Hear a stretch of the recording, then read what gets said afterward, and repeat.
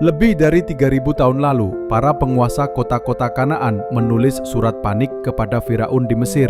Kota mereka diserang, pasukan tak cukup, dan kekuasaan Mesir di tanah Kanaan mulai goyah. Surat-surat itu ditulis di atas tablet tanah liat dengan aksara kuniform, bahasa diplomasi pada zaman perunggu. Kini kita mengenalnya sebagai Amarna Letters. Dan di antara ratusan surat itu, ada satu istilah yang misterius, yaitu Habiru. Siapa mereka sebenarnya? Musuh, pemberontak, atau justru bangsa baru yang akan mengubah peta sejarah?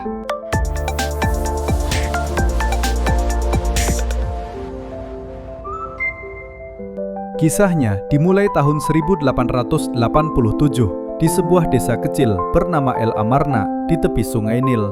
Seorang perempuan yang tengah menggali tanah untuk bertani tanpa sengaja menemukan potongan tablet tanah liat bertuliskan huruf aneh. Tablet itu kemudian dijual ke para pedagang antik di Luxor, tanpa ada yang tahu bahwa ia baru saja membuka salah satu arsip diplomatik terpenting di dunia kuno.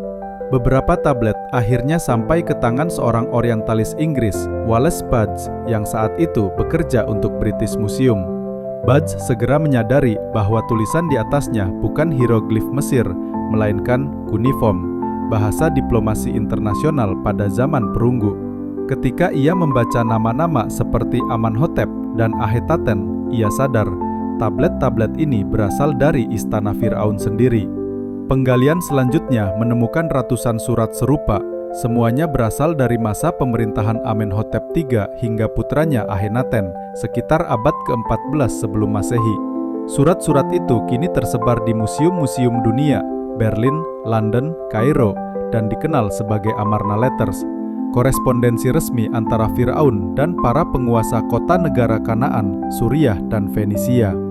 Salah satu surat paling menarik berasal dari kota kecil di pegunungan, Yerusalem. Penguasanya bernama Abdiheba, seorang vasal Mesir yang terjebak di antara loyalitas dan ancaman perang. Dalam surat resminya kepada Firaun, ia menulis dengan nada putus asa, "Tanah sang raja hilang. Aku seperti kapal di tengah lautan. Kaum Habiru telah merebut kota-kota raja. Kirimkan pemanah, sebab kami terdesak." Kutipan itu berasal dari EA 288, salah satu surat paling terkenal dari seluruh koleksi Amarna. Tablet aslinya kini disimpan di Museum for der Asiatisches Berlin. Bahkan, satu fragmen surat lain ditemukan di area Ovel Yerusalem, membuktikan bahwa pada masa itu, Yerusalem sudah memiliki sistem administrasi berbahasa kuneiform. Yang menarik, surat Abdiheba ditujukan kepada Amenhotep III, bukan putranya Akhenaten. Artinya, sebagian arsip lama mungkin ikut dibawa ketika ibu kota Mesir dipindahkan dari Thebes ke Akhetaten. Hal kecil seperti ini membantu arkeolog menelusuri kronologi politik Mesir dan Kanaan dengan lebih akurat. Surat itu menggambarkan Yerusalem sebagai kota kecil yang masih Kanaan, dikelilingi wilayah yang mulai jatuh ke tangan kelompok yang disebut Habiru. Di tengah kepanikan itu, Abdiheba memohon bantuan Firaun, namun tak pernah mendapat balasan yang pasti. Dari Yerusalem, kisah dalam Amarna Letters membawa kita berkelana ke kota-kota lain di tanah Kanaan, masing-masing menyimpan catatan tentang ketegangan dan perang yang sama. Kita mulai dari Shechem, kota di utara. Penguasanya bernama Labayu, disebut dalam surat-surat Firaun karena dituduh menyerahkan tanahnya kepada Habiru. Menariknya, para arkeolog tidak menemukan lapisan kehancuran besar di periode itu. Kemungkinan kekuasaan di Shechem berpindah tanpa pertempuran besar, lebih seperti perubahan politik daripada invasi. Selanjutnya ke arah selatan, berdiri kota Lakis. Dalam salah satu surat, disebut bahwa rajanya terbunuh dan kota itu jatuh ke dalam kekacauan. Di situs arkeologinya ditemukan beberapa lapisan kebakaran pada akhir zaman perunggu. Para peneliti menduga salah satu lapisan itu mungkin berhubungan dengan peristiwa yang sama seperti yang ditulis dalam Amarna Letters.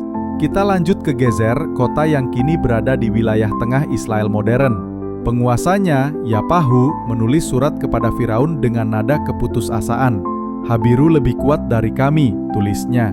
Namun hingga kini tidak ditemukan bukti kehancuran besar di Gezer untuk periode tersebut. Mungkin kota ini berhasil bertahan melalui perjanjian atau diplomasi. Dan akhirnya di utara terdapat Hazor, kota terbesar di Kanaan. disebut dalam surat lain sebagai kota yang telah dikuasai oleh Habiru.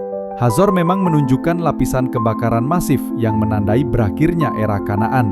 Sebagian arkeolog menanggalinya sekitar abad ke-13 sebelum Masehi, sebagian lain lebih awal. Apapun tanggal pastinya, kehancuran Hazor menandai berakhirnya kekuasaan lama di tanah Kanaan. Dari surat-surat ini, tergambar jelas bagaimana keadaan Kanaan pada akhir zaman perunggu. Kekacauan menyebar, sekutu Mesir mulai saling curiga, dan kelompok Habiru muncul di setiap laporan sebagai kekuatan baru yang mengancam kota-kota lama. Para raja kecil menulis dengan nada yang hampir sama, memohon bala bantuan, meminta pasukan pemanah Mesir, atau sekadar mencari pengakuan dari Firaun.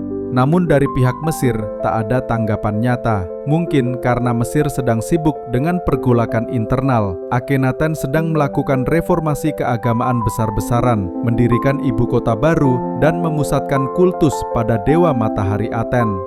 Ketiadaan respons ini membuat wilayah Kanaan kehilangan perlindungan yang dulu dijanjikan. Akibatnya, kekuasaan di Levan runtuh sedikit demi sedikit, sebuah fenomena yang para arkeolog sebut sebagai keruntuhan jaringan kota negara Kanaan. Jadi ketika para penguasa lokal menulis tanah raja hilang, itu bukan hanya keluhan politik, tapi catatan nyata dari masa ketika dunia lama sedang berubah bentuk. Lalu, siapakah sebenarnya Habiru itu? Kata Habiru ditulis Kapiru atau Apiru tidak hanya muncul di Amarna Letters, tetapi juga di dokumen Mesopotamia, Ugarit, dan Anatolia. Para sejarawan menawarkan 3 teori utama. Pertama, Habiru sebagai label sosial, sebutan bagi orang luar, buronan, atau prajurit bayaran tanpa identitas etnis tertentu. Kedua, Habiru sebagai koalisi pemberontak yang menentang kekuasaan Mesir di Levan. Dan ketiga, kemungkinan sebagian kelompok Habiru beririsan dengan komunitas Israel awal, karena kemunculannya terjadi pada periode yang sama dengan perubahan budaya di dataran tinggi Kanaan. Namun perlu digarisbawahi, tidak ada bukti langsung yang menegaskan bahwa Habiru identik dengan Ibrani atau Israel. Itu tetap menjadi perdebatan akademik hingga kini. Jika kita bandingkan isi Amarna Letters dengan bukti arkeologi, pola-polanya memang saling beririsan sebagian. Ada kota yang jatuh, ada yang bertahan, dan ada yang berubah fungsi tanpa kehancuran. Perubahan-perubahan ini berlangsung selama berabad-abad, antara abad ke-14 hingga ke-12 sebelum Masehi, menandai transisi dari dunia Kanaan yang dikuasai Mesir ke munculnya komunitas-komunitas baru di dataran tinggi. Jadi, Amarna Letters bukan bukti dari satu kisah tertentu, melainkan saksi langsung sebuah masa perubahan besar ketika kekaisaran lama mulai runtuh dan identitas-identitas baru mulai lahir. Setumpuk tablet tanah liat dari Mesir kuno mengajarkan bahwa sejarah tidak pernah sederhana. Di balik setiap huruf kuneiform terdapat penguasa yang ketakutan, kota yang terbakar, dan masyarakat yang berjuang mempertahankan identitasnya. Apakah Habiru hanyalah kelompok sosial di pinggiran kekuasaan, atau cikal bakal bangsa baru yang kelak dikenal dunia sebagai Israel? Pertanyaan itu mungkin belum memiliki jawaban pasti, tapi Amarna Letters memberi kita sesuatu yang lebih berharga, potret nyata masa ketika sejarah dan mitos saling bertemu. Lalu, bagaimana menurutmu? Apakah Habiru lebih tepat dipahami sebagai kelompok sosial atau bangsa baru yang sedang membentuk dirinya? Tulis pendapatmu di kolom komentar. Jangan lupa like dan subscribe untuk konten menarik lainnya.